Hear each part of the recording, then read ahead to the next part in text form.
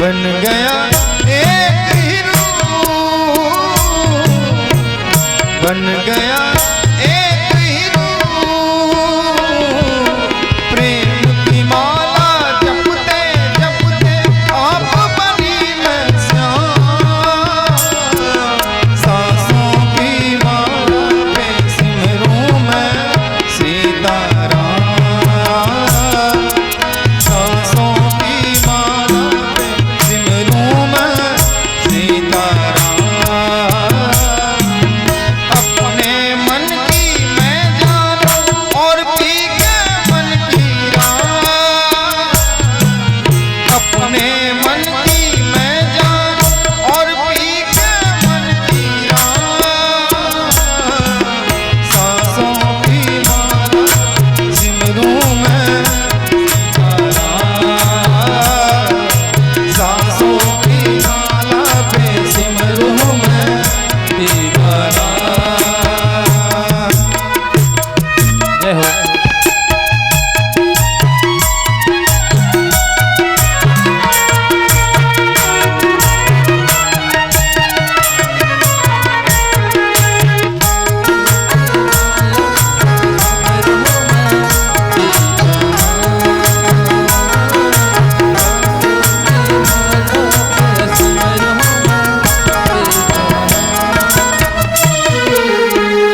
प्रेम का माला जब से पिया है जी का है ये हाल।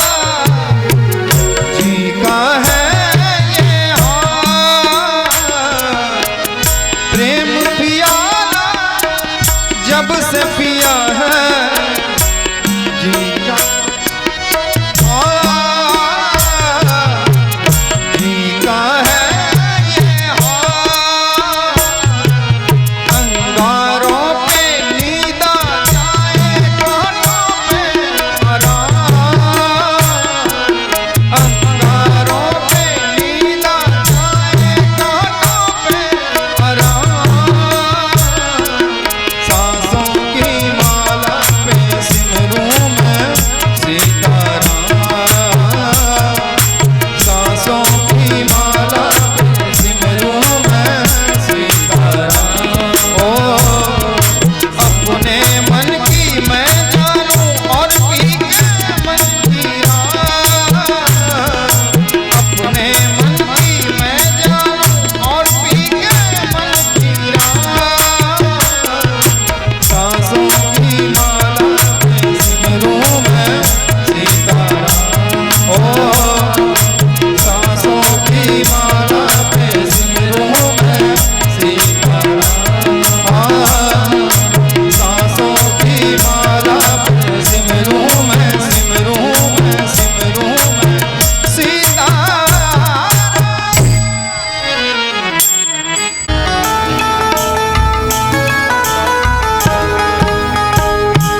राधे कृष्णा कृष्णा राधे कृष्णा कृष्णा राधे कृष्णा कृष्णा राधे कृष्णा कृष्णा।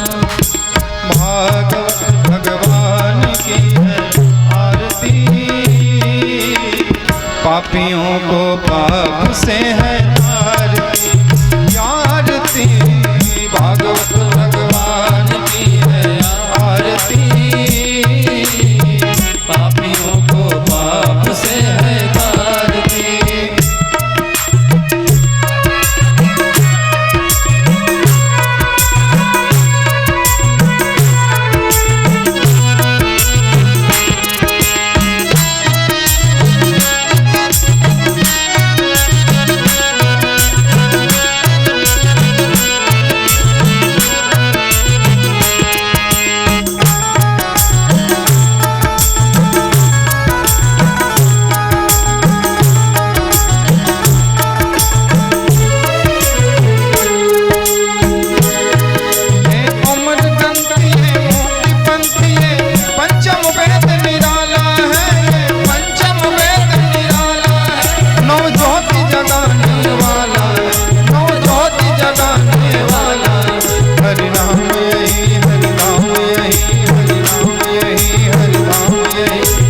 है मंगल की आरती, पापियों को पाप से है आरती, भागवत भगवान की है आरती, पापियों को पाप से है आरती।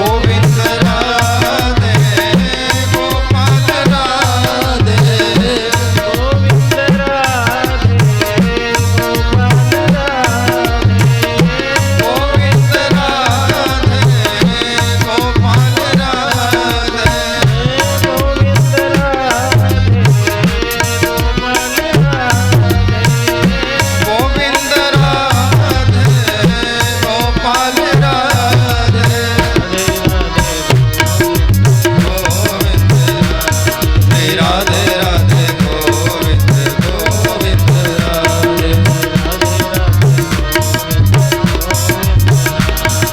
राधे राधे गोविंद गोविंद राधे राधे गोविंद गोविंद राधे राधे गोविंद राधे। बोलिए यज्ञ नारायण भगवान की जय। एक कुम्हार ने मिट्टी को कोड़ा, पानी डाल करके कचड़ा बना दिया। मिट्टी ने कुछ नहीं कहा जो करना है करो। कुम्हार का मन नहीं भरा, चाक पर चढ़ा करके चक्कर कटवा दिया। मिट्टी ने कहा कोई बात नहीं। फिर उसे एक घड़ा का आकार दिया गया। कुम्हार का मन नहीं भरा, मिट्टी ने कहा कोई बात नहीं, जो मन हो वो करो। कुम्हार का मन नहीं भरा, आग जलाया और आवा में डाल दिया और घड़ा पक गया। लोगों ने सोचा कि इतना इसको तपाया गया, परेशान किया गया, इसमें पानी डाल के देखो। इसको तो परेशान किया गया। परेशान आदमी इस दूसरों को भी चीखता है, चिल्लाता है, नाराज होता है। पानी डाल के देखो, पानी तो गर्म ही हो जाएगा। लेकिन पानी डाला गया तो कलश ने ठंडा कर दिया और कलश ने कहा कि समाज ने हमें भले कितना तड़पाया हो, दुखाया हो, लेकिन हम किसी को गर्म नहीं करेंगे, हम किसी को गाली नहीं देंगे, हम किसी पर क्रोध नहीं करेंगे, हम तो तुम्हारे पानी को शीतल कर देंगे। और समाज के द्वारा इतना तड़पाए जाने के बाद भी कलश ने समाज को ठंडा ठंडा पानी दिया।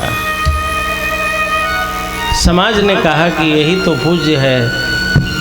सम्मान मिले न मिले, हम दूसरों को अधिक से अधिक सम्मान कैसे दे दें, यह विचार जिसके मन में आ गया वही कलश है। कलश को लोगों ने सम्मान नहीं दिया, लेकिन कलश ने लोगों को सम्मान दिया, शीतल जल दिया। इस संसार में भगवान की पूजा भी होती है और भगवान की निंदा भी होती है, लेकिन भगवान सबके लिए कल्याण का विचार रखते हैं। सूर्य भगवान को सभी लोग जल नहीं चढ़ाते हैं, कुछ लोग ही जल चढ़ाते हैं, लेकिन सूर्य भगवान सबको प्रकाश देते हैं। वायु देवता को देवता मान के इस यज्ञ में सभी लोग पूजा नहीं करेंगे, लेकिन वायु देवता सबको वायु देते हैं। चंद्रमा की सभी पूजा नहीं करते, लेकिन चंद्रमा की शीतलता सबको प्राप्त है। धरती माता को माता सभी नहीं कहते, लेकिन मातृत्व और करुणा धरती माता सबको देती है। 5 किलो सभी खेत में डालते हैं, 50 किलो सबको देती है, लेकिन धरती को माँ कहने की हिम्मत सब में नहीं होती। यह महिमा कौन बताएगा कि वायु का देवत्व क्या है, सूर्य में देवत्व क्या है, चंद्रमा देवत्व कैसे पा गया, मिट्टी माँ कैसे है, ये कैसे बताया जाएगा। भगवान की क्या महिमा है, ये कैसे आपको पता चलेगा। बस भागवत और रामायण के द्वारा। हम लोग आज से लेके 27 दिनों तक भगवान की महिमा क्या है, भक्तों की क्या महिमा है, और वनस्पति का, प्रकृति की महिमा क्या है, हम देवताओं को क्यों माने, भगवान की क्यों माने, भगवान की पूजा क्यों करें, इन सभी महिमा और महात्म की कथा को ही भागवत कथा और रामायण कथा कहा जाता है। भागवत सुनाने के पहले हम लोग भागवत की महिमा सुनाते हैं।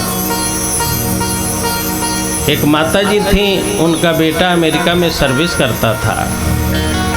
वो अपनी माई को हर महीने 10,000 रुपये का ड्राफ्ट भेजता था, लेकिन माताजी पढ़ी लिखी थी नहीं, तो उनको ड्राफ्ट समझ में नहीं आता था। उन्हें लगता था कोई चिट्ठी उट्ठी भेजता होगा। तो माताजी उस ड्राफ्ट के कागज को सुई से छेद के रस्सी में बांध के अपने घर में टांग देती थी।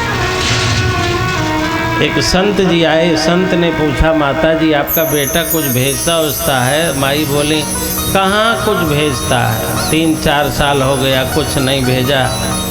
महाराज जी ने पूछा, अरे कुछ तो भेजता होगा? माताजी बोले, कागज भेजता है, हर महीने आता है, चिट्ठी उट्ठी होगा उसमें। महाराज जी ने कहा, दिखाओ क्या है। तो महाराज जी ने देखा और कहा माता जी ये चिट्ठी नहीं है, 10,000 का कागज़ हर महीने भेज रहा है, बस आपको पता नहीं है तो आप भजा नहीं पा रहे। माता जी को नहीं पता था तो वो रुपए कागज मान के टांग दिए गए थे। ऐसे भागवत और रामायण और भगवान की महिमा जब तक आपको नहीं पता चलेगा तब तक भगवान को आप कूड़ेदानी में टांग देंगे, उपेक्षित जगह पे टांग देंगे। और भगवान की महिमा आप जान लेंगे तो भगवान का आदर करेंगे। नैमिषारण्य में गोमती नदी के तट पर 88,000 महात्मा एक बार इकट्ठे हुए। उन महात्माओं में साहित्यकार थे, कवि थे, विद्वान थे, गृहस्थ थे, संत थे। उन सभी 88,000 मुनियों महात्माओं की अगुवाई कर रहे थे सौनक जी महाराज। सौनक शब्द वैदिक शब्द है आचार्य जी। सौनः सर्व विवेक दृक्। सौन कहते हैं जिसमें समस्त प्रकार की विवेक भरे हुए। खाना पीना सोना जीना ये बुद्धि है, और परमात्मा को प्राप्त करने का मार्ग समझ लेना ये विवेक है। बुद्धि सबके पास होती है लेकिन विवेक सबके पास नहीं होता। बुद्धि तो आपको कहीं मिल जाएगी लेकिन विवेक केवल सत्संग में मिलेगा। द्वापर युग में 88,000 लोग भगवत प्राप्ति की कामना लेकर के नैमिषारण्य में इकट्ठे हुए थे। सभी लोग बैठ करके विचार कर रहे थे कि भक्ति ज्ञान वैराग्य की प्राप्ति कैसे होती है, माया मोह से मुक्ति कैसे होती है और भगवान के दर्शन कैसे होते हैं। जरा विचार करिए, 88,000 लोग एक ही विषय पर केंद्रित थे। यहाँ पर 50 लोग बैठे हैं और 25 विषय पर केंद्रित हैं। कोई मोबाइल में केंद्रित है, कोई टेंट की व्यवस्था में केंद्रित है। यहाँ 50 लोग एक विषय पर केंद्रित नहीं हैं और वहाँ 88,000 महात्मा केंद्रित थे एक ही विषय पर। जब हमारे देश ने राम मंदिर के लिए अपने विचार को केंद्रित किया तो आज राम मंदिर बन रहा है कि नहीं। जब पूरा गांव पूरा समाज एक विषय पर केंद्रित हो जाएगा और अपना बल लगा देगा तो दुनिया का कोई भी काम असंभव नहीं रहेगा। लेकिन हम लोग विषय पर केंद्रित ही नहीं होते। विषय पर केंद्रित होने की जरूरत है। 88,000 ऋषि मुनि महात्मा विचार करने लगे। भक्ति ज्ञान विरागा तो विवेको वर्धते महान्, माया मोह निरासश्च वैष्णवैः क्रियते कथम। भक्ति ज्ञान और वैराग्य की प्राप्ति कैसे होती है, माया और मोह से मुक्ति कैसे मिलती है और भगवान के दर्शन कैसे होते हैं। प्रश्न कितने हैं? देखिए, आज भागवत कथा की नींव तैयार हो रही है। जब आप मकान का फाउंडेशन बनाएं तो उस समय कूड़ा कटकट बाहर हो जाए और नींव मजबूत हो, इसका प्रयास करना चाहिए। तो भागवत कथा का जो प्रथम दिवस होता है वो नींव डालने का होता है। भक्ति की प्राप्ति कैसे होती है, ज्ञान की प्राप्ति कैसे होती है, भक्ति ज्ञान और विवेक की प्राप्ति कैसे होती है, माया मोह से मुक्ति कैसे मिलती है और भगवत दर्शन कैसे होते हैं, भगवान का दर्शन कैसे होता है। इन 6 प्रश्नों को लेकर के 88,000 मुनियों ने सूत जी महाराज से प्रश्न किया। पहले पुराणों की कथा कहने वालों को सूत जी कहा जाता था। 88,000 मुनियों ने सूत जी महाराज से भक्ति ज्ञान वैराग्य के लिए, माया मोह से मुक्ति के लिए और भगवान के दर्शन के लिए प्रश्न किया। तो सूत जी ने कहा, हे संतों, मैं आप लोगों को भागवत सुनाऊंगा। भागवत से भक्ति ज्ञान वैराग्य की प्राप्ति हो जाएगी। माया मोह से मुक्ति मिल जाएगी और भगवान के दर्शन हो जाएंगे।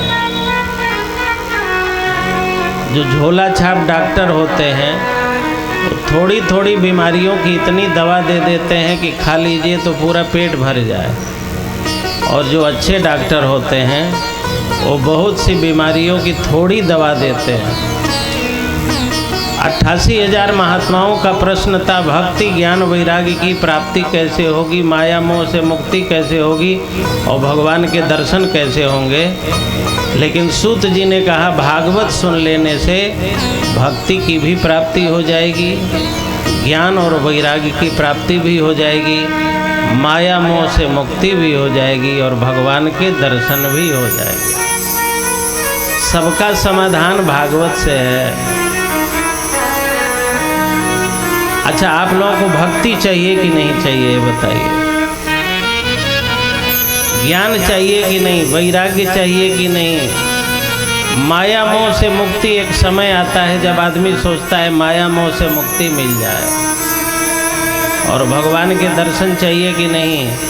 तो ये बहुत सुंदर प्रश्न किया है संतों ने। सूत जी महाराज ने इन्हीं प्रश्नों के समाधान में भागवत की कथा सुनाई है। लेकिन कथा सुनाने के पहले उन्होंने मंगलाचरण किया है। हमारे शास्त्र कहते हैं समाप्ति कामो मंगलम आचरेत।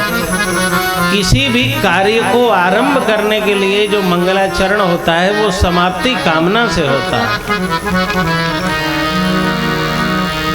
जो हम लोग गणेश जी की पूजा करते हैं इसलिए नहीं करते हैं कि आरंभ कर रहे हैं तो पूजा कर रहे हैं, हमारा कार्य पूरा हो जाए इसलिए हम आपकी पूजा कर रहे हैं। तो समाप्ति ठीक ढंग से हो इस कामना से मंगलाचरण किया जाता है। तो सूत जी महाराज ने मंगलाचरण बहुत सुंदर किया, उसको सुन लीजिए, फिर हम कथा को आगे बढ़ाते हैं। सच्चिदानंद रूपाय विश्वोत्पत्त्यादि हेतवे तापत्रय विनाशाय श्री कृष्णाय वयं नमः। सूत जी ने कहा जो भगवान सत हैं, चित हैं और आनंदमय हैं। भगवान के 3 नाम हैं, सत, चित और आनंद। भगवान अविनाशी हैं, चित मतलब चेतन स्वरूप हैं और आनंदमय है। हमारी आँखों में कोई शक्ति नहीं है। आँखों में शक्ति होती तो रात को क्यों नहीं दिखता है? टार्च की ज़रूरत क्यों पड़ती है? दिन में आँखों से दिख रहा है, रात में नहीं दिखेगा। क्यों?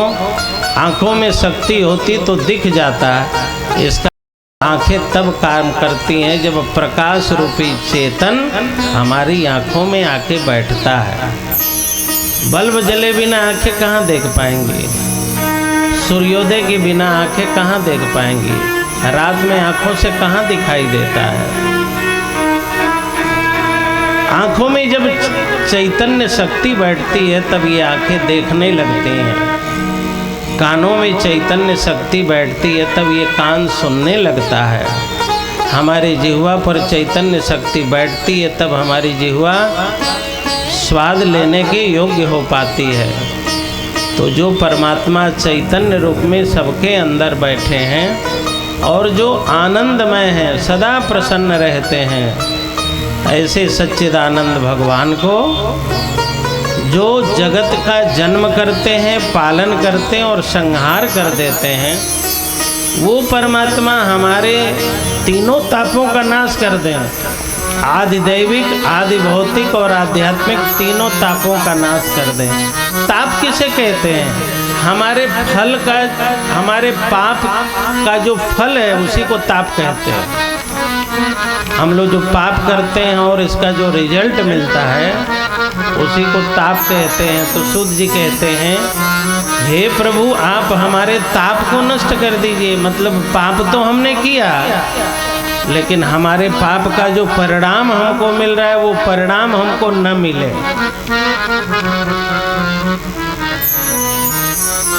हमको डांट न सहना पड़े, हमको फटकार न सहना पड़े, हमें गाली न सहनी पड़े, हमें कोई डांटने न पाए, तो हे प्रभु हमने पाप तो किया है लेकिन उसका ताप न मिले, उसका फल न मिले।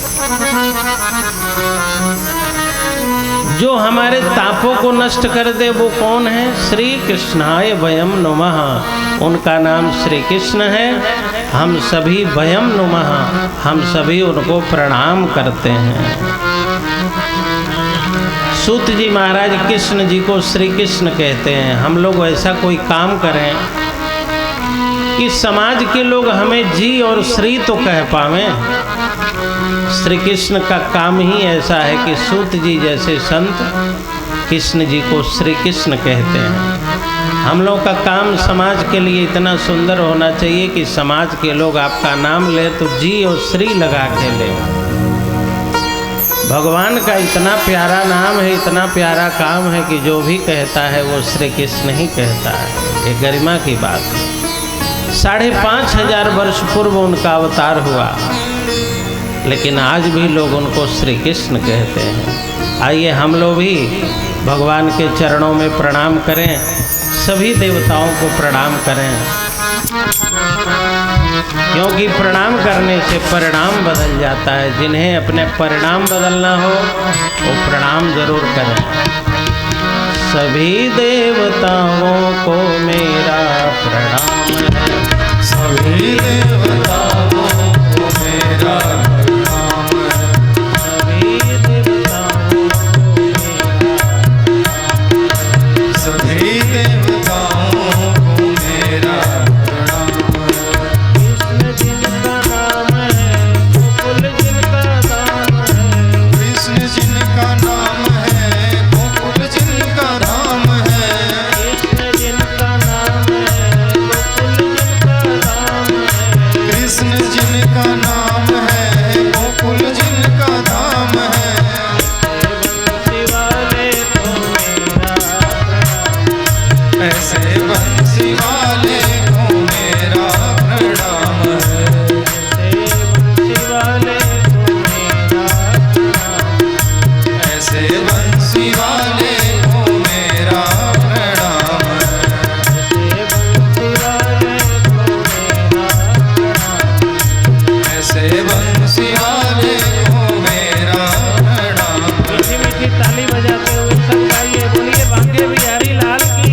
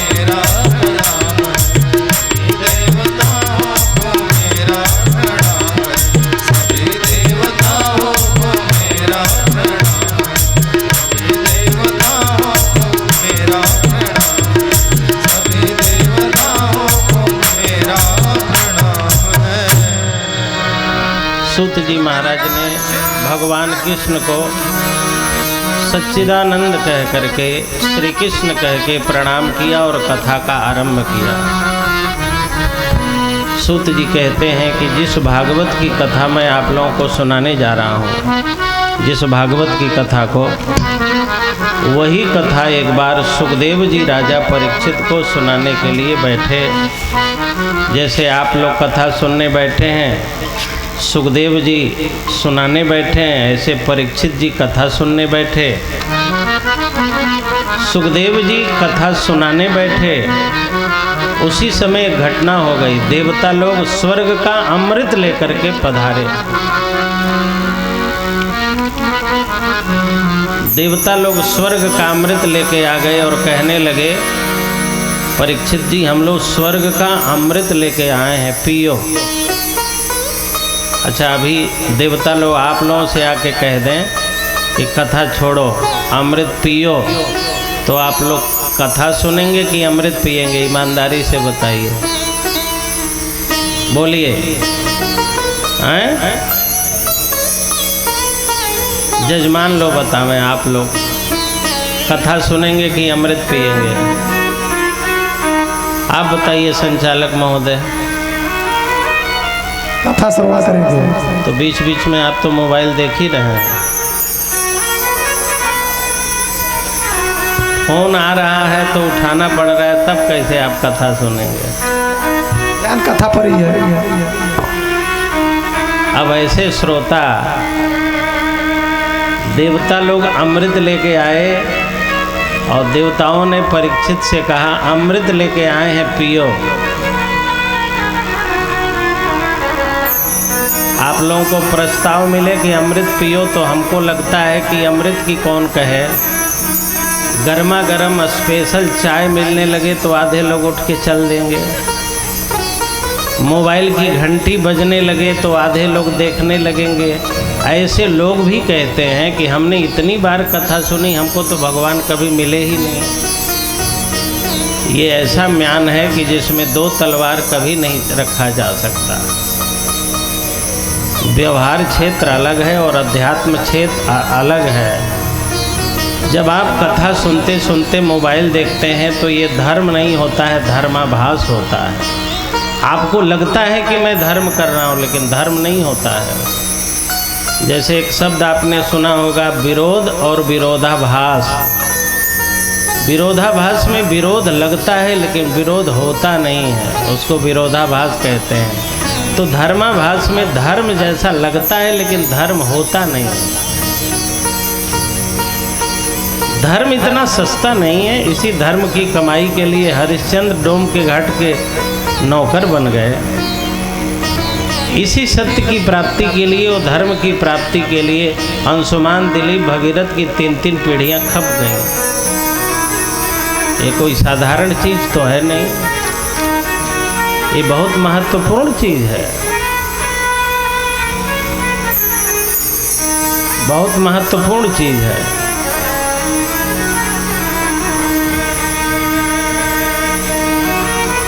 देवताओं ने परीक्षित जी से कहा अमृत लेके आए हैं, पियो।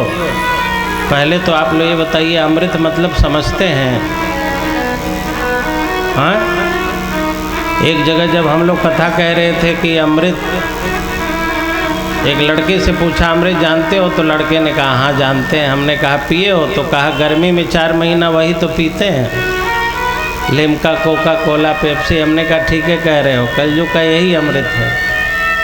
लेकिन अमृत वह वस्तु है जिसके लिए भगवान के 4 अवतार हुए। भगवान अजित के रूप में समुद्र मंथन में सहयोग किए। जब मंदराचल जो मथानी बना था धंसता जा रहा था, तो भगवान कछुआ बन के आए मंदराचल को धारण करने के लिए। फिर भगवान धन्वंतरी बन करके अमृत लेके धनतेरस को प्रकट हुए। और फिर दैत्य लोग अमृत लेके भाग गए तो देवताओं को पिलाने के लिए भगवान मोहिनी बन के आए। तो जिस अमृत के लिए भगवान के 4 अवतार हुए हों, उस अमृत को नींबू का शिकंजी, शरबत और कोका कोला समझना बुद्धिमानी तो नहीं है ना। जो अमृत पी लेता है अमर हो जाता है, कभी मृत्यु ही नहीं होती है। उसी का कुंभ तो 4 जगह रख दिया गया, तो आज भी कुंभ के मेले लगते हैं, हरिद्वार में, नासिक में, उज्जैन में और प्रयाग में। अमृत कितना महत्वपूर्ण है कि केवल कलश रख दिया गया तो स्थान पवित्र हो गया। कुंभ नगरी कहलाते हैं ये चारों स्थान। देवताओं ने अमृत पान कर लिया है, कभी मृत्यु ही नहीं होती है। उनको कितनी सुविधाएं मिली हैं अमृत पान करने वाले को। 71 चतुर्युगी एक इंद्र को प्राप्त होता है। जो देवता हो जाता है 71 बार सतयुग, 71 बार त्रेता, 71 बार द्वापर और 71 बार कलयुग का कार्यकाल प्राप्त होता है। भगवान देवताओं के लिए अवतार लेते हैं, वामन के रूप में उपेंद्र कहलाते हैं। आज वही देवता जो अमृत पी चुके हैं, लंबी आयु प्राप्त किए हैं, उच्चैःश्रवा घोड़ा प्राप्त है, ऐरावत हाथी प्राप्त है, अप्सराएं प्राप्त हैं, कल्प वृक्ष प्राप्त है। आज वही देवता अमृत लेके आए और परीक्षित से कहने लगे, परीक्षित हम अमृत पी चुके हैं और अब तुम्हें पिलाने के लिए आए हैं। परीक्षित जी ने कहा तो ठीक है, पिलाइए, क्या होगा? देवताओं ने कहा तुम अमृत पी लोगे, अमर हो जाओगे, तुम्हें सांप डस लेगा तो भी तुम मरोगे नहीं। तुम्हें श्राप लगा है कि 7वें दिन तुम्हें सांप डस लेगा, मौत हो जाएगी। लेकिन हम लोग कहते हैं अमृत पी लो, तुम्हारी मौत नहीं होगी। जीवन का समाधान करना था। परीक्षित जी अमृत पीने के लिए दौड़े। जैसे आपको कथा सुनाया जाए तो आप मोबाइल उठाएं, आप आपस में बतियाएं, आप अपना ध्यान भंग करें, आप कुछ वार्तालाप करें। इसी तरह जब सुखदेव जी सुना रहे थे तो परीक्षित भी भ्रमित हो रहे थे, इधर उधर भाग रहे थे। लेकिन वक्ता तो डांट डांट के चुप कराता है ना। ये कोई दुश्मनी थोड़े होती है, दोस्ती होती है कि उधर कहाँ देख रहे हो, सीधे देखो। क्लास में कोई बच्चा बैठ के चंचलता चक्कर पकड़ करे तो मास्टर साहब डांटेंगे नहीं, आरती उतारेंगे। यहाँ जो कर रहे हो करो। सच्चा गुरु तो अनुशासन बनाता है ना, इसीलिए मास्टर साहब लोग छड़ी भी साथ में रखते हैं। ये अनुशासन की छड़ी है। परीक्षित जी अमृत पीने के लिए तोड़ पड़े, कहाँ पी लूंगा गुरुजी। लेकिन वहीं सुखदेव जी बैठे थे। यही अवसर है जब गुरु की जरूरत पड़ती है। शिष्य कच्चा घड़ा है, पक्का कौन करेगा? गुरु करेगा ना। गुरु जी न होते तो परीक्षित जी महाराज अमृत पी लेते, अमर हो जाते, स्वर्ग में जाके भोग भोगते। तब ये भक्ति का ग्रंथ इस भारत में न रहता। तब इस भक्ति के ग्रंथ को कोई सुनता नहीं, तब भगवान की महिमा दब जाती है। सुखदेव जी ने कहा परीक्षित भगवान की कथा मणि के समान है और स्वर्ग का अमृत कांच के समान है। तुम मणि छोड़ करके कांच लेने जा रहे हो। और इस कथा पांडाल में बैठे महानुभावों, सुखदेव ने जो बात कही है वही बात मैं दोहराता हूँ।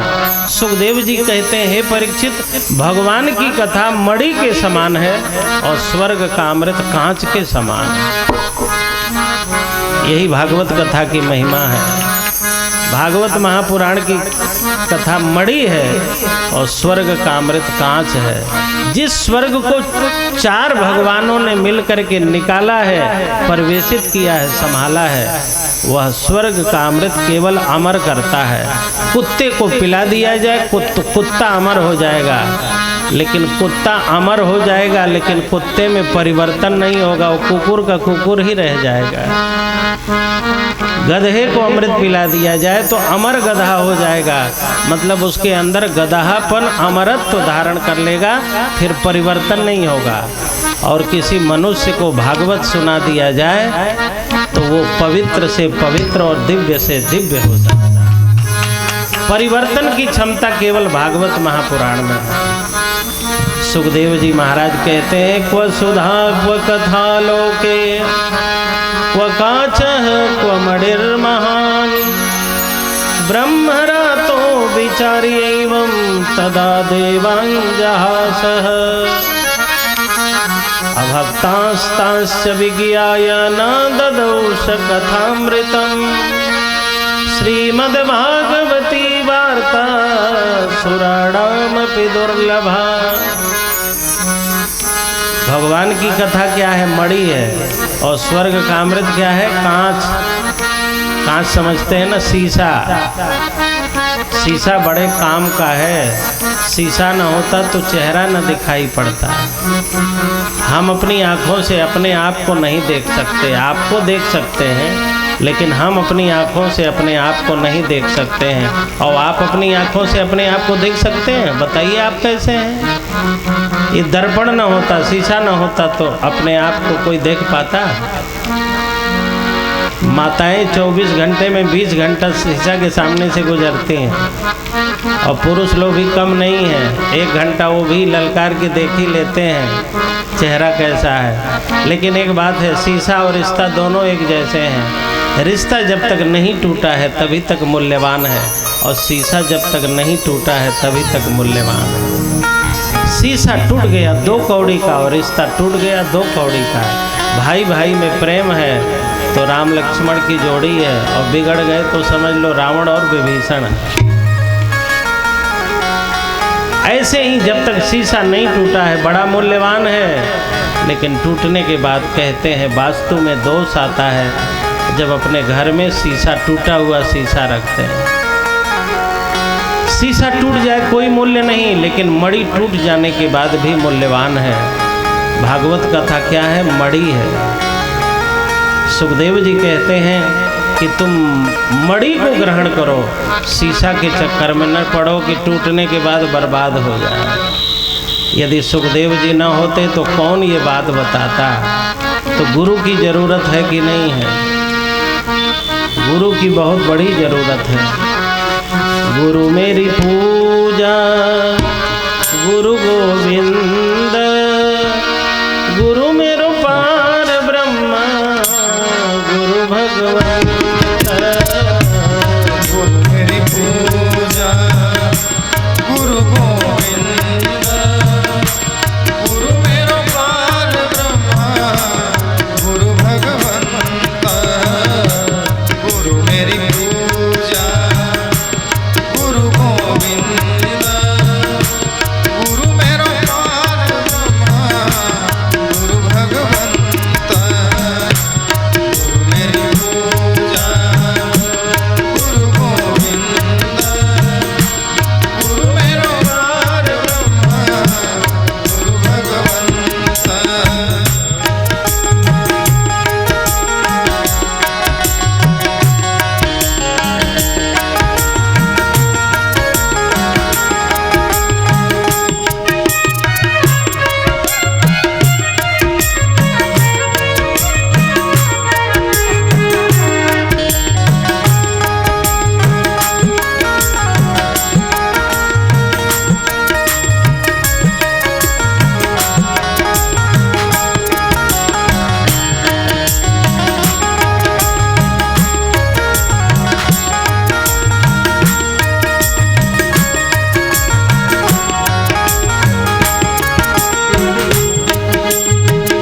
गुरु मेरो देव अलख अभेव, सर्व पूजा चरण गुरु सेव।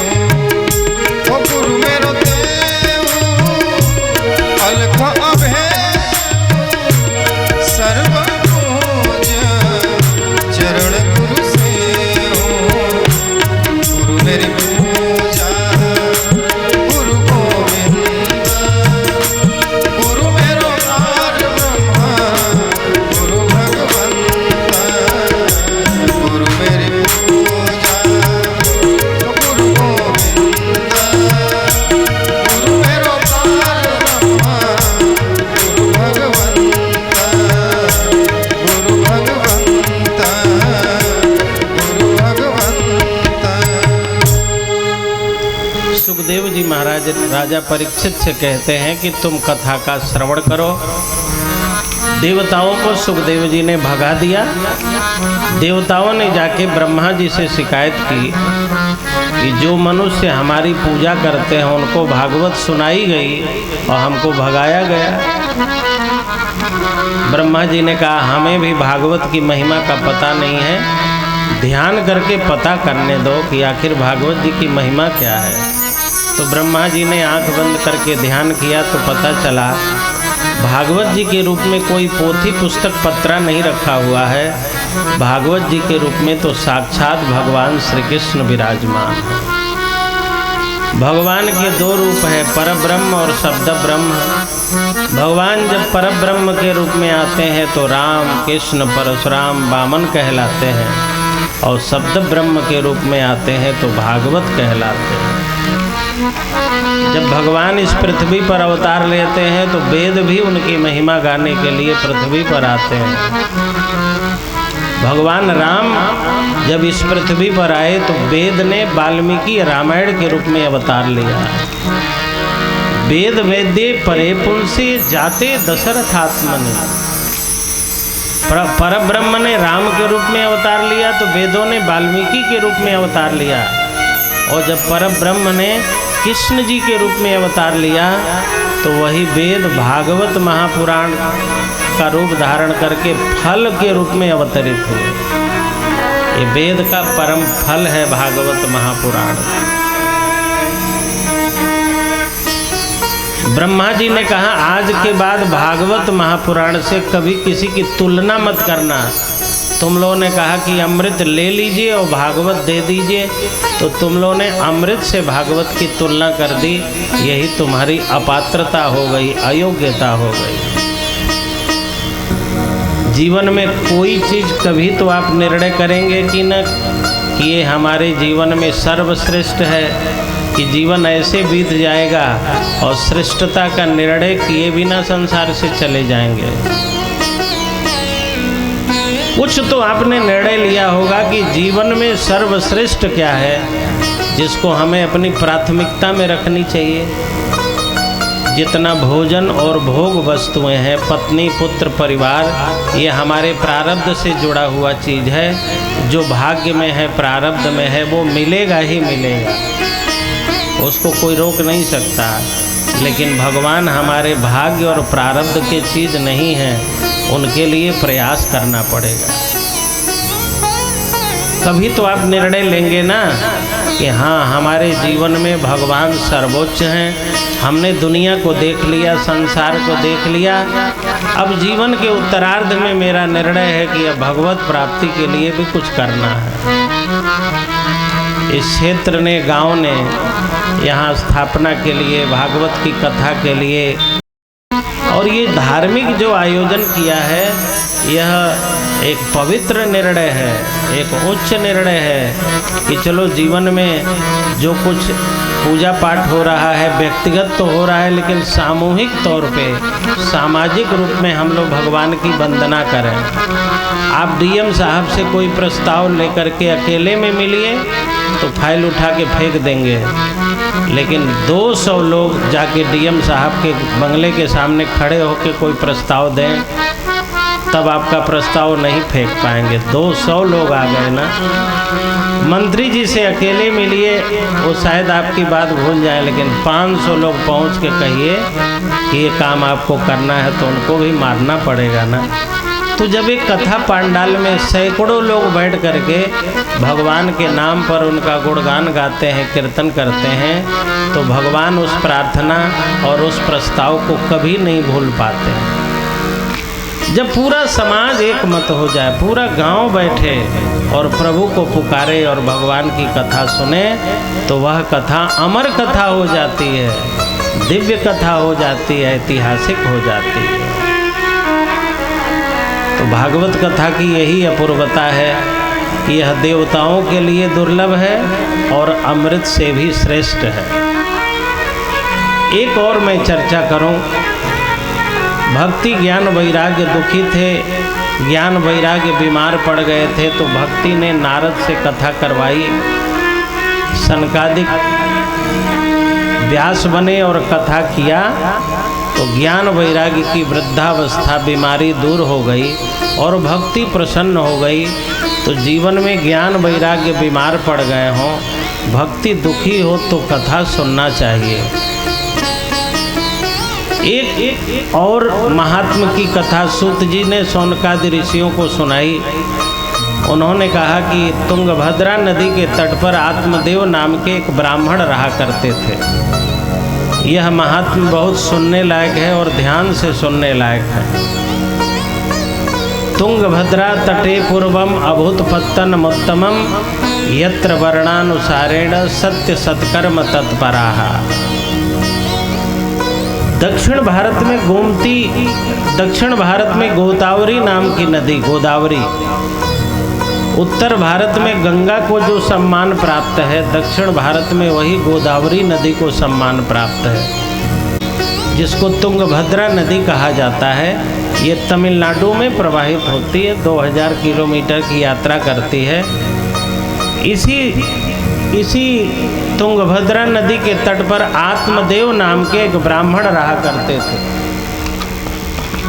तुंगभद्रा नदी के तट पर आत्मदेव नाम के एक ब्राह्मण रहा करते थे। उन ब्राह्मण का नाम था आत्मदेव। आत्मदेव का विवाह धुंधुली नाम की एक देवी से हो गया था। सूत जी महाराज कहते हैं, तुंगभद्रा तटे पूर्वम अभूतपत्तनमुत्तमं यत्र वर्णानुसारेण सत्य सत्कर्म तत्पराः। आत्मदेव का विवाह धुंधुली से हो गया। धुंधुली का स्वभाव कैसा था? स्ववाक्य स्थापिका नित्यम, गृह कार्य में बहुत दक्ष थी, बड़ी सुंदरी थी। बात तो सबका सुनती थी लेकिन खूंटा अपना ही गाड़ती थी। बहुत हठी महिला थी। 50 साल बीत गए थे दोनों के साथ रहते रहते, लेकिन आत्मदेव ने जो कहा उसने कभी वैसा किया ही नहीं। पतिदेव जो कह दे ठीक उसके उल्टा ही करना उसके स्वभाव में था। आत्मदेव कह दे पूड़ी सब्जी बनाओ तो खिचड़ी बना के रख देती। कह दे पेट गड़बड़ है खिचड़ी बनाओ तो खीर पूड़ी बना के रख देती। कह दे चलो आज बाजार चले तो कहती थी आज मुझे सोने का विचार है, दिमाग खराब है, सिर दर्द हो रहा है, आज मैं बाजार नहीं जाऊंगी। जो कह दे ठीक उल्टे। कह दे चाय बना के लाओ तो कहती थी दूध एक गिलास पी लो, गाय का रखा है। कह दे दूध एक गिलास दे दो तो कह देती थी सब दूध तुम ही पी लोगे तो बच्चे क्या पियेंगे, घर वाले क्या पियेंगे। और भी परिवार के बच्चे लोग हैं ना, उसे बात काटने की आदत पड़ गई थी, बतकट्टू टाइप की थी। कुछ लोग होते हैं बतकट्टू, बिना बात काटे मजा ही नहीं आता है। दूसरों की बात काट देंगे तब मजा आएगा उनको। आत्मदेव जी अपने गुरु जी के पास गए। गुरु जी, हमारी पत्नी हमारी बात नहीं मानती है, हम जो कहते हैं ठीक उल्टा ही करती है।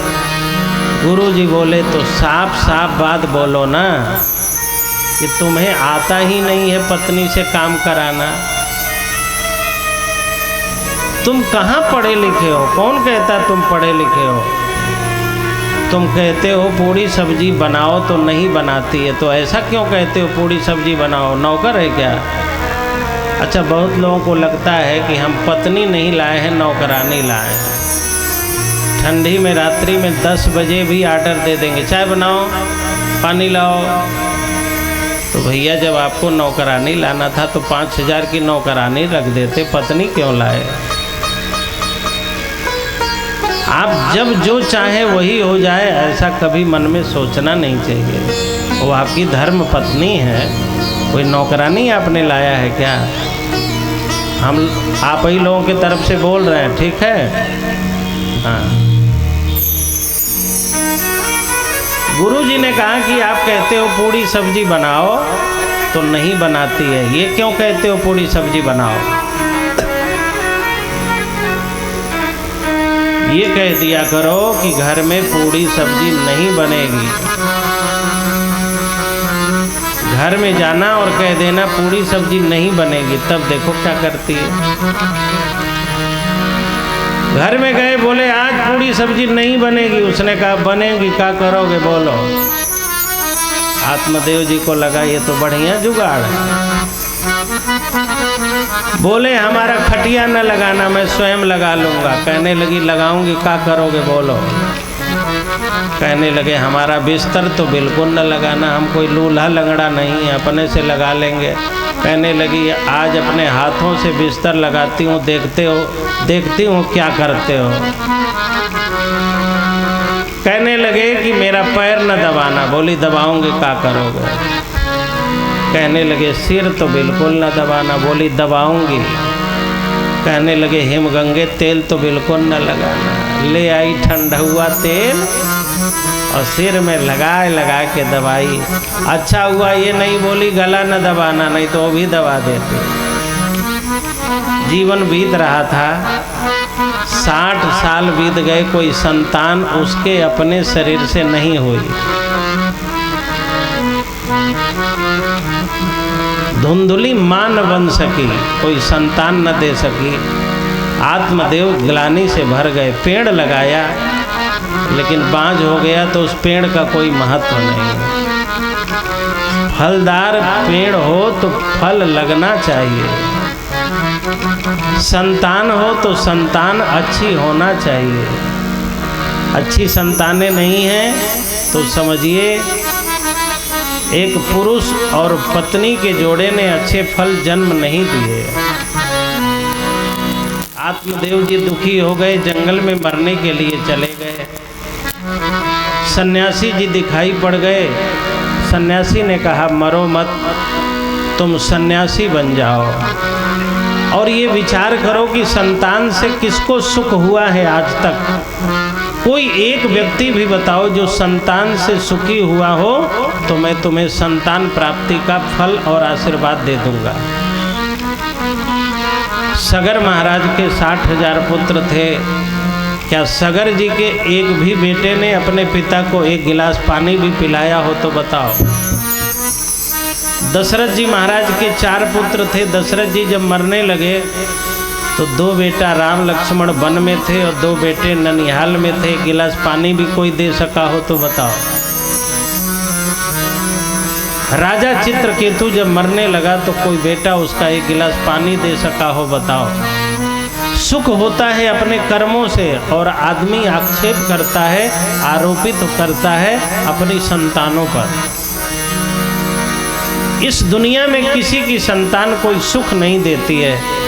सुख तो अपने कर्मों से होता है। कर्म अच्छे हैं तो सुख मिलेगा और कर्म बुरे हैं तो दुख मिलेगा। दुख का निमित्त कारण हमारा बेटा बेटी हो सकते हैं, लेकिन उपादान कारण नहीं हो सकते हैं। हमारे दुख का कारण, हमारे सुख का कारण, मुख्य कारण हमारा कर्म होगा। माध्यम हमारे बच्चे हो सकते हैं कि वो माध्यम बन के सुख दुख दें, लेकिन मुख्य कारण वो नहीं है। जबकि हम लोग अपने बेटा बेटी पर सारा आरोप डाल देते हैं, अपने पड़ोसी पर सारा आरोप डाल देते हैं, अपने बहू पर सारा आरोप डाल देते हैं। इस संसार में प्रत्येक प्राणी अपने कर्मों का फल प्राप्त कर रहा है। इस दुनिया में कोई किसी को न सुख दे रहा है न दुख दे रहा है। सन्यासी जी ने कहा आत्मदेव, अगले 7 जन्मों तक तुम्हारे भाग्य में संतान की प्राप्ति नहीं है। 7 जन्मावधि तव पुत्रो नैव च। तुम एक जन्म के लिए दुखी हो, आगामी 7 जन्मों तक तुम्हारे भाग्य में संतान नहीं है और ये तुम्हारे कर्मों का परिणाम है। आदमी अपने कर्म पर ध्यान नहीं देता है। उन्होंने नज़र मार दिया, उन्होंने टोना मार दिया, उन्होंने ये कर दिया। आदमी केवल दूसरों पर ही आरोप लगाता है और ये सब होता है, लेकिन जब अपना कर्म खराब होता है तब होता है। आपने अपना कर्म बुरा किया तो सब खराब होने लगेगा, और कर्म अच्छा बना लिया तो कुछ भी खराब नहीं होगा। आत्मदेव ने कहा, महाराज आपने बहुत उपदेश दिया, लेकिन हमको उपदेश की ज़रूरत नहीं है, हमको संतान चाहिए। और जुआरी को केवल अपना ही दांव दिखता है, दूसरे का दांव थोड़े दिखता है। परिवार में भी कुछ लोग हैं, केवल अपना काम, समय से खाना मिल जाए, समय से पानी मिल जाए, समय से नाश्ता मिल जाए, समझ लेना ये परिवारी आदमी नहीं है, जुआरी आदमी है। इसको केवल अपना ही ध्यान रहता है। घर में बच्चों की पढ़ाई की व्यवस्था हुई कि नहीं, पत्नी की दवा की व्यवस्था हुई कि नहीं, घर में और कोई काम हुआ कि नहीं, केवल हमारा काम नहीं हुआ बस। ऐसा परिवारी नहीं होता है, ऐसा जुआरी व्यक्ति होता है। सन्यासी के सामने आत्मदेव ने हठ किया। सन्यासी जी ने एक फल दिया और कहा, ले जाके अपनी पत्नी को खिला देना। यदि तुम्हारी पत्नी ने खाया और आचरण से ठीक से रही तो मैं तुम्हें आशीर्वाद देता हूँ, तुम्हारे घर में एक ऐसी संतान होगी जो तुम्हारे वंश का उद्धार कर देगी। आत्मदेव फल लाए, अपनी पत्नी को दिया। उल्टा बोलना चाहिए, उल्टा बोलते तब न खा लेते। कहना चाहिए मत खा लेना, तो तुरंत खाती, लेकिन बोल पड़े खा लेना तो उसने भी सोचा बिल्कुल नहीं खाना है। फल गाय को खिला दिया, पेट में तकिया ऊंचा करके कपड़े से बांध दिया, और 9 महीने तक अपने पति को झूठ बोलती रही कि मुझे बेटा होने वाला है, होने वाला है। इसी को कहते हैं त्रिया चरित्रम। कलयुग की माताएं त्रिया चरित्र करती ही नहीं है। त्रिया चरित्र कर दें तो आत्मदेव धुंधुली के त्रिया चरित्र को 9 महीने एक ही घर में, एक ही कोठरी में रहे, लेकिन आत्मदेव जान नहीं पाए। 9 महीना बीतने पर धुंधुली ने तकिया उकिया फेंका, कहीं से एक बच्चा खरीद के लाई और बोली मुझे तो बेटा हो गया। न प्रसूति पीड़ा हुई, न कोई दुख हुआ, न दर्द हुआ, और झूठ बोली मुझे बेटा हो गया। और तब तक गाय को भी एक बड़ा सुंदर बछड़ा हुआ। वो बछड़ा कान केवल गाय के जैसा था, बाकी पूरा शरीर मनुष्य के जैसा। बोलिए गौ माता की जय। पूरा शरीर मनुष्य जैसा और कान गाय के जैसा। उसका नामकरण किया गया गोकर्ण। गौ इव कर्णौ यस्य स गोकर्णः, नामकरण हुआ गोकर्ण। जरा सोचिए, फल गाय ने खाया तो इतना दिव्य बालक हुआ, यदि फल धुंधुली ने खा लिया होता तो इस भारतवर्ष को कितना महान प्राप्त होता, संतति प्राप्त होती। दोनों बच्चे बड़े होने लगे, नामकरण हुआ। दक्षिण भारत में नियम है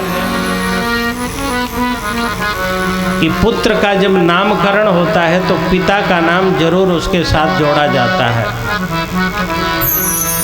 लेकिन धुंधुली ने कहा कि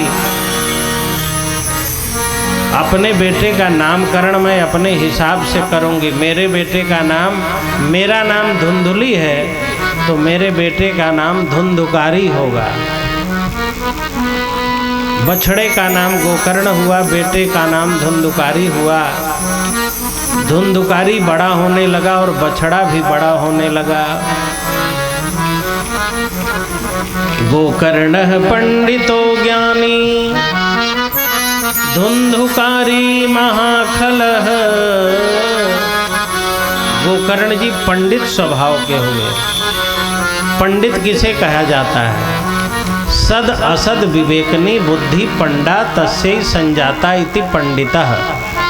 सद और असद का ज्ञान जिसे हो चुका है वह है पंडा, और वही पंडा बुद्धि जिसमें आ गई है वही है पंडित। हम लोगों ने पंडित शब्द का अर्थ ही बदल दिया। पूजा पाठ कराने वाले तक ही हम लोगों ने पंडित शब्द का अर्थ सीमित कर दिया। कोई पूजा पाठ कराने वाला हो तो तुरंत हम लोग कह देते हैं आओ पंडित जी। पंडित शब्द पूजा पाठ कराने तक सीमित नहीं था, वह हमारे विवेक से जुड़ा हुआ शब्द था। और ये पंडित शब्द कहलाने की पात्रता सब में नहीं थी। गोकर्ण जी पंडित स्वभाव के हुए, मतलब सद और असद का ज्ञान उन्हें था। संसार असद है और परमात्मा सद है। असद और सद का ज्ञान सभी को नहीं हो पाता है। चर्चा कर लेना अलग बात है, और ज्ञान का अर्थ है हमारे हृदय में आत्मसात हो गया है वह। हम अब उसके साथ चलने लगे हैं, अब उस ज्ञान के अनुसार हम व्यवहार करने लगे हैं। इसका अर्थ ये हुआ ना, धुंधुकारी बड़ा खल स्वभाव का हुआ। खल में दो शब्द है, ख और ल। खाली खाए और लड़े उसी को खल कहते हैं, और महाखल जिसका खाए उसी से लड़े। धुंधुकारी शुरू में तो खल था और बाद में महाखल हुआ। एक दिन अपने पिताजी से कहने लगा, पिताजी तिजोरी की चाबियां कहाँ हैं? आत्मदेव ने कहा, बेटा मरूंगा तो चाबी तो तुम्हें मिलेगी ही, अभी से चाबी के लिए क्यों परेशान हो? तो कहने लगा, पिताजी पता नहीं कब तक मरोगे, 10-20 साल तक नहीं मरोगे तो क्या हम तुम्हारी प्रतीक्षा करेंगे? या तो जल्दी मरो, घर खाली करो, या तो चाबी लाओ। तब महाराज जी के वचन आत्मदेव को याद आए। महाराज जी ने कहा था, संतानों से सुख दुख नहीं मिलता, सुख और दुख तो हमारे कर्मों का फल है। संतानों के ऊपर हम लोग लगा के संतानों के लिए गलत करते हैं। हमारे बेटे ने ये किया, हमारे बेटे ने वो किया। अब दुखी हो गए आत्मदेव जी। उन्होंने गोकर्ण से कहा, गोकर्ण बेटा, मेरा मन कहता है कि मैं घर में रहूं, बेटा का विवाह करूं, बहू आए उसके हाथ का गर्मा गर्म रोटी खाऊं। लेकिन मेरी परिस्थिति कह रही है कि जल्दी घर छोड़ के जाना होगा। बेटा उदंड हो गया है, मारने को तैयार हो जाता है, तो मेरा मन घर छोड़ने को तैयार नहीं है। लेकिन परिस्थितियां कह रहे हैं कि घर छोड़ ही देना चाहिए। बेटा एक बात बताओ, मन कुछ और कहे और तन कुछ और कहे तो क्या करना चाहिए? देखिए, हमारा तन भोगों को भोगता है, लेकिन मन भोगों को नहीं भोगता है। मन में आसक्ति होती है और तन भोग भोगता है। तन भले भोग भोगे, लेकिन मन में आसक्ति न हो तो समझिएगा आप संत हैं। जो छोड़ने को तैयार है, आसक्ति जिसके जीवन में नहीं है, वही तो महात्मा है। जो तन के द्वारा भोगों को भी भोग रहा है और आसक्त भी है। कुछ लोग भोगों को भोगते हैं लेकिन आसक्त नहीं है। गाड़ी पर चलते हैं लेकिन आसक्त नहीं। अच्छा एक बात बताइए, आप गाड़ी पर चल रहे हैं लेकिन गाड़ी का एक्सीडेंट हो जाए तो गाड़ी छोड़ के कूद के भागते हैं कि नहीं? गाड़ी का कौन मोह ममता किया जाए, उसका तो इंश्योरेंस है, दूसरी गाड़ी मिल जाएगी। गाड़ी जब तक नहीं लड़ी है तभी तक गाड़ी का मोह करिए। गाड़ी घर पे सुरक्षित है, सावधान रखिए, लेकिन एक्सीडेंट हो तो गाड़ी के चक्कर में उसी में न फंसे रहिए कि गाड़ी लड़ गई तो अब हम कैसे छोड़ के जाएं। कूद के बाहर होइए, दूसरी गाड़ी मिल जाएगी। आत्मदेव तुम बताओ, मेरा बेटा तो घर में रहने नहीं देना चाहता है और मेरा मन घर में रहने का कर रहा है, तो क्या करो? गोकर्ण जी 2 श्लोक बोल करके अपने पूज्य पिताजी का मार्गदर्शन करते हैं। धन्य है गोकर्ण जिन्होंने अपने पूज्य पिता का मार्गदर्शन किया है। गोकर्ण जी कहते हैं, देहे स्थिवांस रुधिरे अभिमतिं त्यजत्वं जाया सुता दिशु सदा ममतां विमुञ्च पश्यानिशं जगदिदं क्षणभङ्गुनिष्ठं वैराग्यरागरसिको भवभक्तिनिष्ठः। पिताजी, घर में जब अनुकूल हो तो घर में रहना चाहिए, लेकिन जब प्रतिकूल हो तो घर छोड़ देना चाहिए, क्योंकि हम जो भी कमाते हैं सब बच्चों के लिए ही कमाते हैं। नैतिकता अनैतिकता का विचार किए बिना जो हम संग्रह कर रहे हैं, आप बताओ किसके लिए? हम मरेंगे तो हमारा परिवार लेगा, आप मरेंगे आपका परिवार लेगा। तो जब परिवार के लिए ही है, परिवार के लिए ही आपने संग्रह किया है, तो समय से दे देना क्या हर्ज है, क्या बुरा है? हम लोग कुंडली मार के बैठे हैं, छोड़ने को तैयार नहीं हो। बच्चे चाहते हैं जल्दी मिल जाए, यही तो लड़ाई है ना। हम लोग देर से देना चाहते हैं, वो जल्दी से लेना चाहते हैं। हमारे मन में देर से देने और उनके जल्दी लेने के बीच में जो संघर्ष है, उस संघर्ष को कम किया जाए, यही सत्संग में विवेक की प्राप्ति है। हमारा संघर्ष अपने परिजनों से न हो। हम कई स्तर पे लड़ रहे हैं, अपनी बीमारियों से लड़ रहे हैं, बुढ़ापा में अपने पटीदारों से लड़ रहे हैं, अपनी इच्छाओं से लड़ रहे हैं, और अपने बच्चों और परिवार से भी हमारी लड़ाई हो रही है। हम चाहते हैं कि एक चेक भी काटना न पड़े, और बच्चे चाहते हैं सब लिखला के पापा पहले ही दे दें। जब देना ही है तो उनके ही समय से दे दिया जाए। देने में यदि आप कमजोर हुए और बेटा धुंधुकारी रहा, तब तो मार मोर के पीट पाट के ले लेगा। बस आत्मदेव को लगा हमारा समय अब समाप्त हो गया, अनुकूल नहीं रह गया समय। अरे वृक्षों में एक से एक महात्मा रहते हैं, वनों में एक से एक महात्मा रहते हैं, वृक्ष रहते हैं, जीव जंतु रहते हैं। वनों में उन जीवों का, उन पेड़ों का, उन महात्माओं का जो संरक्षण करता है, वही हमारा भी संरक्षण करेगा। बस भगवान के ऊपर भरोसा करके आत्मदेव जी महाराज जंगल के तरफ चल गए, और जंगल में जाके विचार करने लगे, हे प्रभु आपका दर्शन कैसे होगा?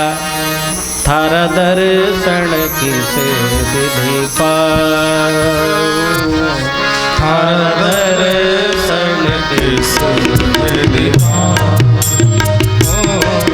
थारा दर्शन किस विधि पाऊं, थारा दर्शन किस विधि पाऊं। मन बसयन में फंस गयो मेरो, मन विषयन में फंस गयो मेरो, कहो कैसे समझाऊं, थारा दर्शन किस विधि पाऊं, थारा दर्शन किस विधि पाऊं। मन विषयन में फंस गयो मेरो, मन विषयन में फंस गयो मेरो, कहो कैसे समझाऊं, थारा दर्शन किस विधि पाऊं,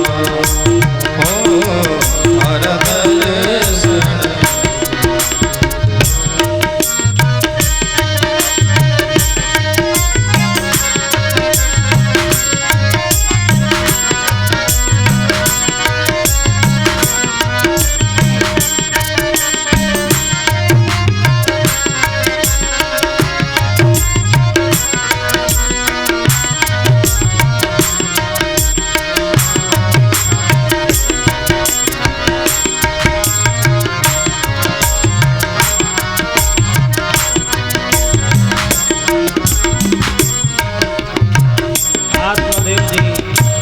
वन में गए, भगवान का भजन किया, उद्धार हुआ। गोकर्ण जी तीर्थ यात्रा में चले गए। अब घर में धुंधुकारी रह गया, कोई बोलने वाला नहीं रह गया। जवान आदमी को सब कुछ दे दीजिएगा, लेकिन स्वतंत्रता कभी न दीजिएगा। जवान आदमी स्वतंत्र हुआ कि बिगड़ा। जवान आदमी को सब कुछ दे दीजिए, एक चेक काट के देना, पूरा मत दीजिएगा, चेक बुक मत दीजिएगा, एक पन्ना दीजिए। अपने सामने ताला खोल दीजिए, जितना निकालना हो निकाल ले, लेकिन पूरा पेटिया मत दे दीजिएगा। जवान को बिगड़ने में टाइम कितना लगेगा? वो घर धन्य है जिसके घर में जवान आदमी कार्य करता हो और बुजुर्ग आदमी मालिक हो। जिसके घर का बुजुर्ग आदमी मालिक होता है और जवान कार्य करता होता है, उसका घर कभी नीचे नहीं जाता। और जिसके घर में बुजुर्ग लोग नौकर जैसे रखे जाते हैं और जवान लोग मालिक हो जाते हैं, उसका घर वहीं टिक जाता है, उसके ऊपर नहीं जा पाता। धुंधुकारी स्वतंत्र हो गया, 5 वैश्याओं को लाया और कुत्तों को पाल लिया, गाय को भगा दिया। कुत्तों को पालने की जरूरत नहीं है, वो अपने आप पल जाएंगे। गाय को पालने की जरूरत है। पालना हो तो गाय पालिए। आपके समाज का घास भूसा ही तो खाती है और देती क्या है? दूध। और कुत्ता क्या देता है? आपकी रोटी खा लेता है। अब बाइक से निकलो तो घेर के आगे भौंकने लगता है। 4 पहिया के सामने गाड़ी जा रही है, गाय भौंकेगी, दौड़ेगी। किसी भी जीव को मतलब नहीं है, चाहे तुम 100 की स्पीड में जाओ, चाहे 150 के, लेकिन कुत्ता देखते ही साइकिल के पीछे, मोटरसाइकिल के पीछे, 4 पहिया के पीछे। उससे पूछो तुम्हारी छाती काहे फट रही है? गाड़ी जा रही है, जाने दो, तुम क्यों भौंक रहे हो? तो कहेगा हम यहीं रह जाएंगे और तुम इतने आगे बढ़ जाओगे। दूसरों को आगे बढ़ते देख करके जो भौंके ना, कभी सामने आके कभी पीठ पीछे, समझ लो पक्का कुत्ता ही है। कुत्ते को क्या लेना देना? आप बाइक से जा रहे हैं। कई कुत्ते तो इसी भौंकने के चक्कर में ड्राइवर लोग दबा देते हैं, बस उसी में मर भी जाते हैं। 5 कुत्तों को लाया। इसीलिए कुत्ता घर में नहीं पालना चाहिए कि कुत्ते में ईर्ष्या की प्रवृत्ति बहुत है। उसके बगल से तीव्र गति से कोई जा रहा हो तो उसे चिढ़ बहुत होती है। और कुत्ते को रखते रखते मनुष्य के अंदर ईर्ष्या और द्वेष की भावना न आ जाए, इसीलिए कुत्ते को कभी पालना नहीं चाहिए। अब तो बड़े बड़े घरों में कुत्ते ही पाले जा रहे हैं, गायों को भगाया जा रहा है। जगह कम है तो क्या करें, कुत्ते ही रहेंगे, गाय कहाँ से रहेगी? जीवन भर में कुत्ते की सेवा में जितना आदमी खर्च कर देता है, गाय भी थोड़ा सा और खर्च बढ़ा दीजिए तो पल जाएगी। धुंधुकारी ने कुत्तों को पाल लिया, वैश्याओं को पाल लिया। एक दिन वैश्याओं ने धुंधुकारी को मार डाला, पैसा ले लिया और धुंधुकारी को मार डाला। अंगारे से जला दिया, फांसी के फंदा में लटका के मार डाला। मित्रों को पता चला, मित्र लोग आए, चंदा उंदा लेकर के किसी तरह शरीर जलाया गया, जला के मारा गया था, इसीलिए प्रेत बना। बहुत लोग भूत प्रेत नहीं मानते हैं, आप मत मानिए, लेकिन एक बात बताऊं, मरणोत्तर काल में जीव की क्या स्थिति होगी मरने के बाद। कोई धर्मात्मा धर्म किया और मरने के बाद कोई पुण्य नहीं हुआ, और कोई पाप किया और मरने के बाद उसे दंड नहीं मिला, तो हमारे यहाँ न्याय वैशेषिक सांख्य योग मीमांसा और वेदांत है ना। वेदांती लोग और न्यायिक लोग भगवान के ऊपर आरोप लगाते हैं कि किसी ने पाप नहीं किया और उसे दंड मिला तो अकृत कर्मा दोष लगता है, अकृताभ्यागम दोष। और पुण्य किया गया लेकिन पुण्य का फल नहीं प्राप्त हुआ तो उसके ऊपर कृतहानि दोष लगता है। न्यायिक लोग, ये न्याय के 2 दोष हैं कि पुण्य किया, पुण्य का फल नहीं मिला, और पाप किया, पाप का दंड नहीं मिला। पाप का दंड नहीं मिला तो अकृत दोष लगा, पुण्य का पुरस्कार नहीं मिला तो कृत हानि दोष लगी। परमात्मा ऊपर अपने ऊपर दोष नहीं लेते हैं। वो कहते हैं कि पुण्य करोगे तो पुरस्कार मिलेगा, पाप करोगे तो दंड मिलेगा। उसी दंड को नरक कहते हैं और इसी पुरस्कार को हमारे यहाँ स्वर्ग कहते हैं।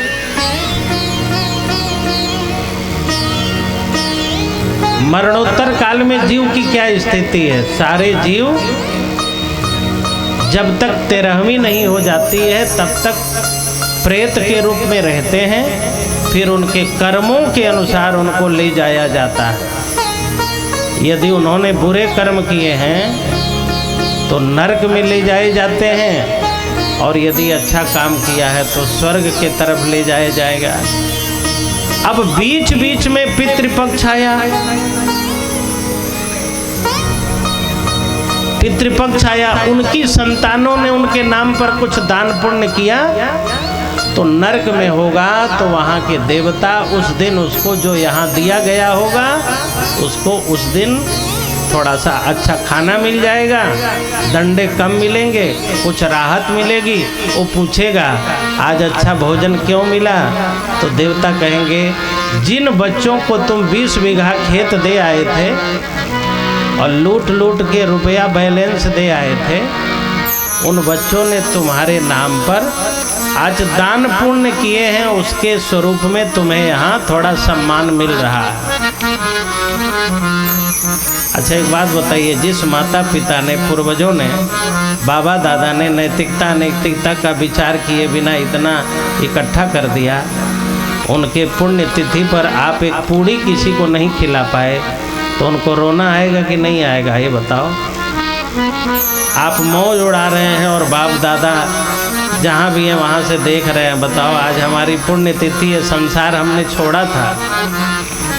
हम लोग सैकड़ों वर्ष पृथ्वी पर रहे और जिस दिन हमने संसार छोड़ा क्या वो तिथि भूल जाएगी? आप अपना जन्मदिन भूल गए हैं क्या? विवाह का दिन भूल गए हैं क्या? तो मृत्यु का दिन कैसे भूल जाएंगे? आज बताओ मेरी पुण्य तिथि आई, मेरे बच्चों ने किसी को एक पूड़ी नहीं दिया, कोई पूजन नहीं हुआ, देवाराधन नहीं हुआ। मरणोत्तर काल में जीव को क्या दशा मिलेगी उसके कर्मों के अनुसार निर्धारित होता है। पूरा मार्कंडेय पुराण, आचार्य जी भविष्य पुराण, मार्कंडेय पुराण, कई कई पुराणों में इस पे पूरा पूरा वर्णन है। भागवत महापुराण का 5वें स्कंद का अंतिम 3 अध्यायों में केवल नरकों का ही वर्णन है, केवल नरकों का ही वर्णन है। धुंधुकारी प्रेत बना। गोकर्ण जी को पता चला कि हमारे भाई को जला के मार दिया गया, तो संत स्वभाव के थे। जिस भाई ने घर से निकाल दिया था उपद्रव करके, गोकर्ण जी उस भाई के लिए गए तो गया में पिंडदान किए। यही साधुता है, यही महानता है। गोकर्ण जी 20 साल बाद अपने गांव में आए, सोचा मैंने अपने भाई के लिए पिंडदान तो किया, जरा चल के देखो मुक्ति हुई कि नहीं हुई। और जब गांव में आए तो रात्रि के 9 बज गए थे, सबके दरवाजे बंद थे। और जब उन्होंने कहा भैया राम कुमार जी दरवाज़ा खोलो, हम गोकर्ण हैं, हम इसी गांव के रहने वाले हैं, हम चले गए थे, तो अंदर से आवाज़ आई हम समझ रहे हैं धुंधुकारी फिर आ गया दरवाजे। उसकी मुक्ति हुई नहीं थी और धुंधुकारी पूरे रात भर में घर में घूमता था, कभी किसी रूप में, कभी भैंसे के रूप में, कभी घोड़े के रूप में, कभी कुत्ते के रूप में। किसी ने अपना दरवाज़ा नहीं खोला, सबको लगा कि प्रेत आ गया। गोकर्ण जी पूरे गांव भर में घूमते रहे कि कोई तो दरवाज़ा खोले, लेकिन किसी ने दरवाज़ा नहीं खोला। तब गोकर्ण जी अपने पुराने खंडहर में जाकर के जल छिड़का, कंबल बिछाया और जैसे सोए और रात्रि के 12 बजे हैं तैसे वह धुंधुकारी इंद्र बन करके प्रकट हो गया। फिर थोड़ी देर में भैंसा बन करके पैदा हो गया, फिर आग बल्द के जलने लगा। तब गोकर्ण ने पूछा, तुम कौन हो? हम तो सोने आए हैं, सुबह चले जाएंगे, तुम अपना परिचय दो, क्यों हमें परेशान कर रहे हो? तब रोते हुए वह प्रेत बोला, प्रेत में एक दिक्कत होती है, जब तक आप उससे बात नहीं करेंगे तब तक वो शुद्ध बोल नहीं पाएगा। जब इधर से बोला गया तब उधर से आवाज उसने दी, अहम भ्राता त्वदीयोऽस्मिन् धुन्धुकारीति नामतः नाम्ना नष्ट सदाचारः दास्या संसर्ग दूषितः। भैया जी, मैं आपका भाई धुंधुकारी हूँ, अपने कर्मों से प्रेत बन के भटक रहा हूँ, मैं अपने कर्मों से प्रेत बना हुआ। गोकर्ण जी ने कहा, तुम प्रेत बने हो, लेकिन हमने तो गया जी में तुम्हारे लिए पिंडदान कर दिया था, मुक्ति नहीं हुई। तो धुंधुकारी ने कहा, मुक्ति हुई नहीं और होगी भी नहीं। आपने एक बार 2 बार पिंडदान किया ना, मेरे लिए 100 बार भी पिंडदान करोगे तो भी मेरी मुक्ति नहीं होगी। गोकर्ण जी ने कहा, झूठ न बोलो, गया की महिमा है, गया जी में जो पिंडदान करता है उसकी 6 पीढ़ियां पवित्र हो जाती हैं, तुम्हारी मुक्ति क्यों नहीं होगी? धुंधुकारी ने कहा, सामान्य लोग यदि मरे उनके लिए पिंडदान किया जाए तो 6 पीढ़ियां पवित्र होती हैं, लेकिन जिस बाप ने मुझे अपना बेटा समझ के इतना प्यार दुलार दिया, इतना धन इकट्ठा किया, इतना जगह जमीन दिया, अंगुली पकड़ के चलना सिखाया। मैं पूछता था, पिताजी ये कौन?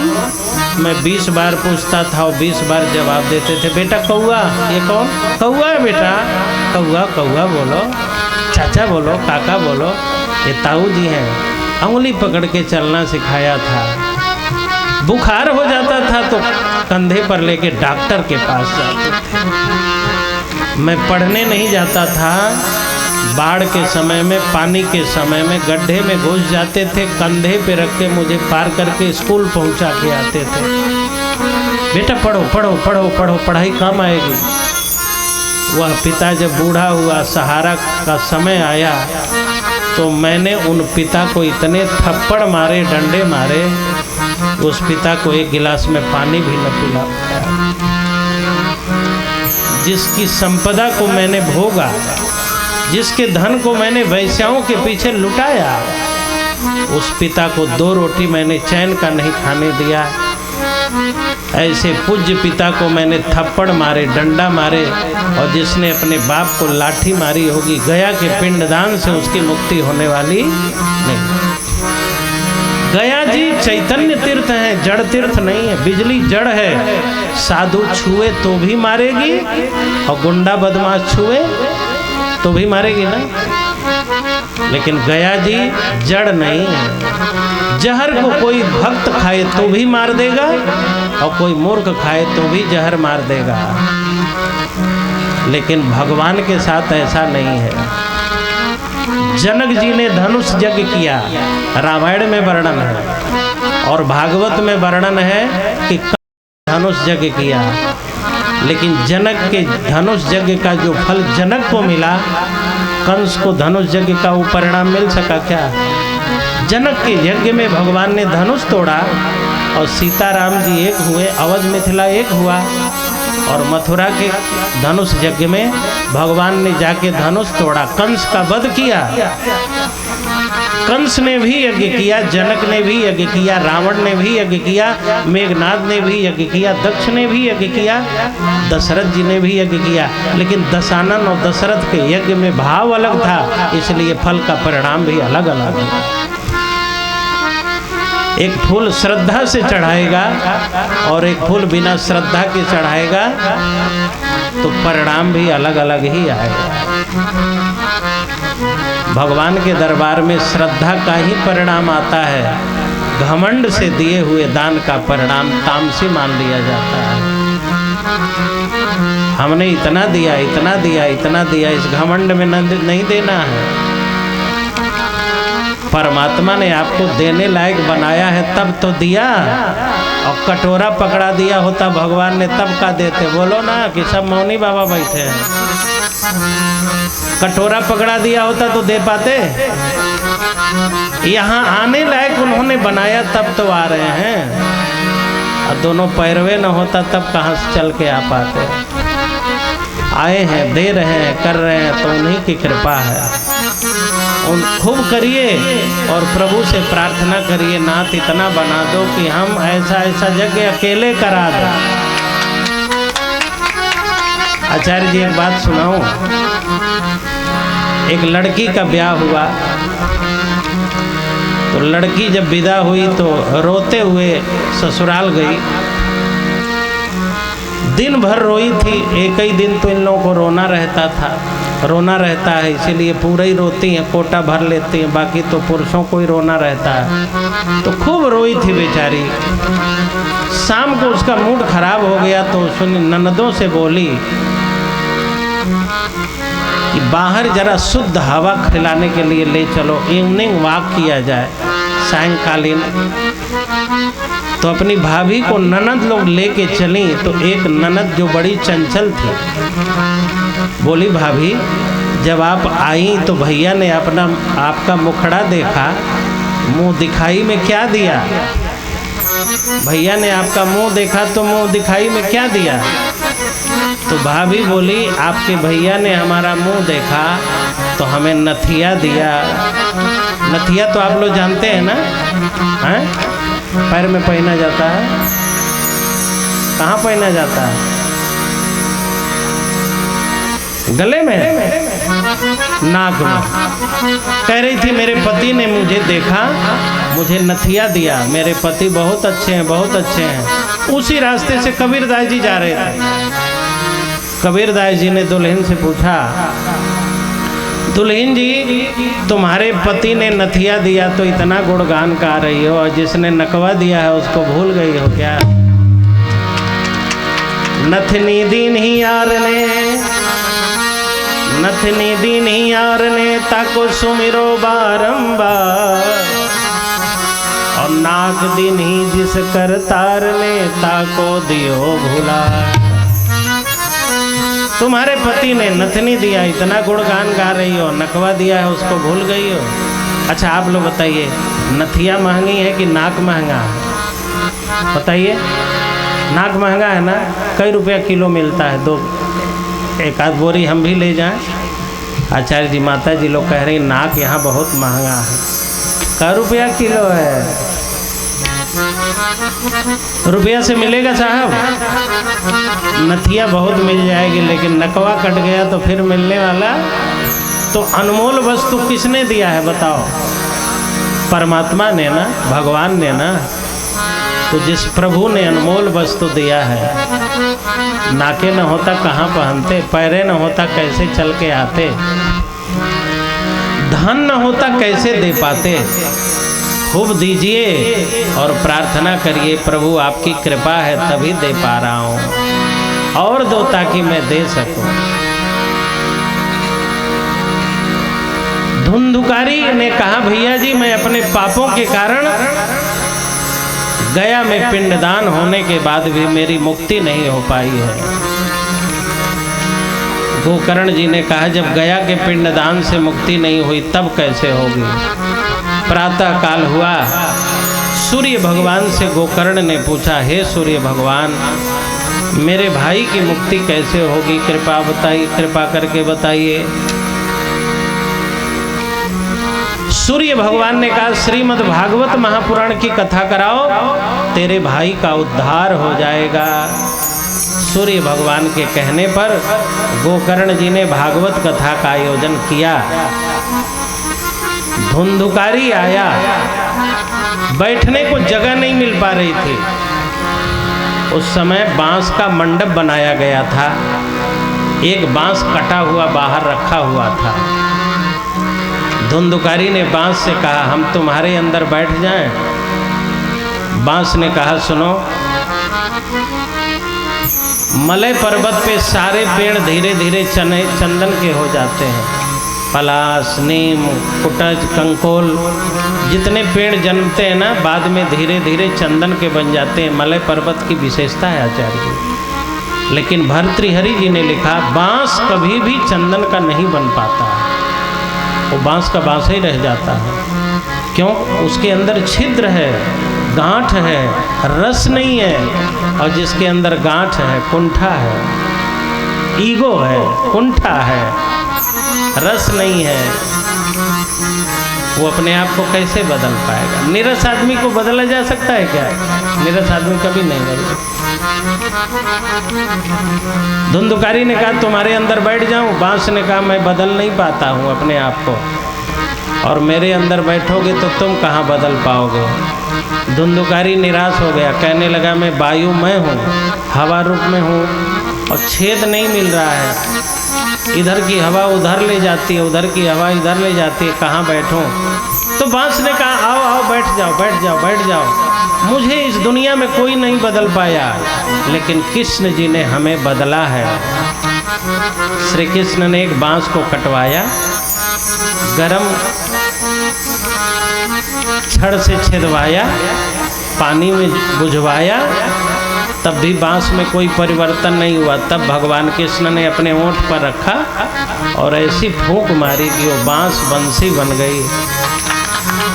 बांस ने कहा हमें कोई न बदल पाया, लेकिन श्री कृष्ण ने मुझ बांस को बंसी बना दिया। आओ तुम भी बैठो, कथा सुनो, जिसने हमें बदल दिया है वही तुम्हें भी बदल देगा। आओ।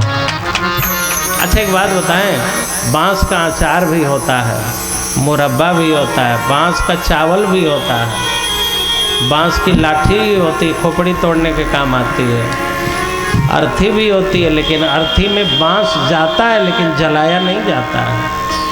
आप लोग पूजा में अगरबत्ती न जलाया करें, अगरबत्ती मुगल काल का देन है। हम लोगों के यहाँ पूजन होता है तो आचार्यगण कहते हैं धूपम आघ्रापयामि। धूप में बांस नहीं लगा होता है। बांस एक नकारात्मक रासायनिक तत्व पैदा करता है जो एलर्जी को पैदा करती है। अगरबत्ती जला जला के 5 साल आप पूजा करिए, निश्चित तौर पे आपको खांसी की बीमारी हो जाएगी, श्वास बढ़ने लगेगा।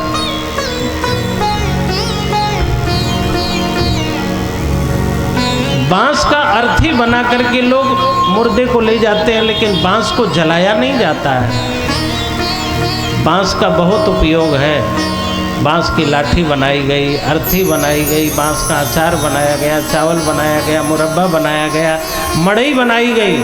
बांस का उपयोग तो बहुत लोगों ने किया, लेकिन सदुपयोग केवल कृष्ण जी ने किया था। आप अपना ध्यान रखना, मेरा उपयोग कितने लोग करते हैं और मेरा सदुपयोग कितने लोग करते हैं। बांस का उपयोग तो बहुतों ने किया, लेकिन सदुपयोग केवल कृष्ण ने किया। और बांस का बंसी बना के, भागवत कथा में पूरी ही बंसी की महिमा है। और जो बांस जैसे निकृष्ट लकड़ी को भी बांसुरी बना दे, वही मेरे कन्हैया हैं।